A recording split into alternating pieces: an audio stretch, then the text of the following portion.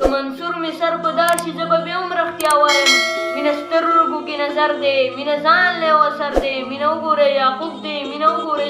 یوسف دی دلته مینې ته لږ پام کا چې د مینې جدا کېږي د یوې مینې د سترګو بنا سترګې نابینا شي تش د مینې په لباس هم نابینا سترګې سلامونه او هیلې ځلې او ډېر زیات احترامات ګرانو مینوالو نن به کامې کامران صاحب به موږ ته د موجب زلمي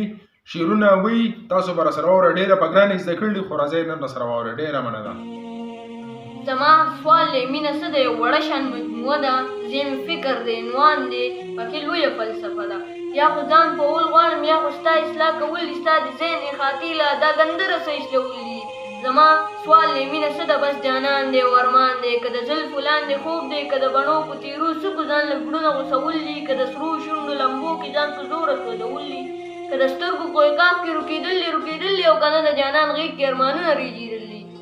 نه چې دا خو مینه نه ده دا خو ژوند سره تړلې څه قیسې دي معاملې دي که منصور مې سر په دار شي زه به بیا هم رښتیا وایم مینه سترګو کې نظر دی مینه ځان لی وسر دی مینه وګورئ یعقوب دی مینه وګورئ یوسف دی دلته مینې ته لږ پام کا چې د مینې جدا کېږي د یوې مینې د سترګو بنا سترګې نابینا شي تش د مینې په لباس هم نابینا سترګې مینه ژوند مینه مذهب دی مینه عقل نه مکتب دی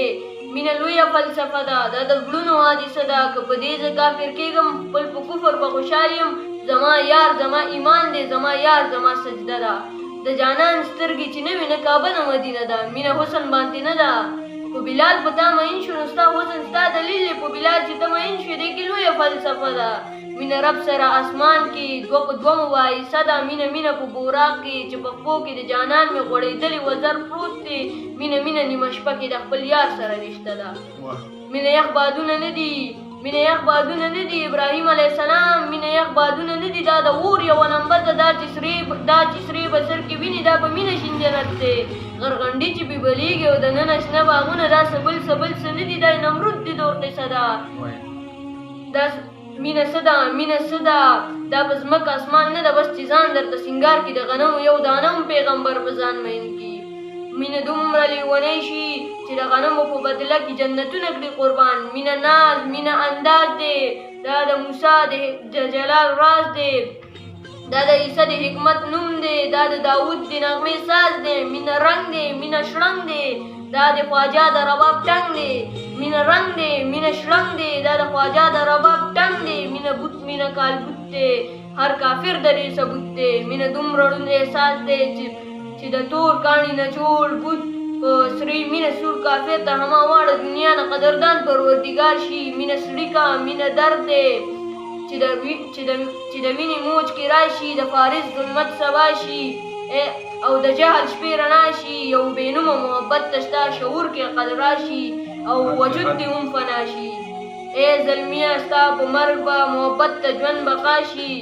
هم دا به محبت وي چې د مرګه را پیدا شي حد چې د مرګه را پیدا شي ډېر حد ګرانو مینوالو په ډېره په ګرانه شاعري د موجب زلمي صاحب د زده کړې وه نن یې تاسو سره شیر کړه او تاسو مخې ته دا پیج هم لایک کړئ فالو کړئ دا سره مخې ته شیر کړئ کامې کامران صاحب اخري دا تاسو ته څه پیغام راکړي کامې کامران صاحب دوی ته څه ویل غواړئ دا پیج زموږ لایک کړئ او شیر کړئ او کمنټس پې وکړئ ډېره مننه یوټیوب کې سره هم چینل سبسکرایب کړئ او په ټیک ټاک کې کامې کامران چې دي که نه فني شعرونه وي هغه سره هم لازمي واورئ او ډېره مننه بلې ویډیو ته راکړئ موږ ته اجازت او د یو جهان مننه ګرانو